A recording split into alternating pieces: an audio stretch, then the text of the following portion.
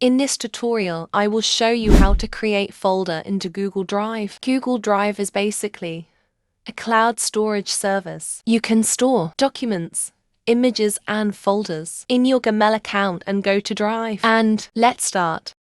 First, you need to open your account. Click on Manage your Google account. Click on Dots. Click on Google Drive. It will bring you into new page. Click on My Drive. Then go to New. Click on New Folder. Give the file name Working. Then create. So, new folder Working has been created into your My Drive. If you like this content, please like, share and subscribe.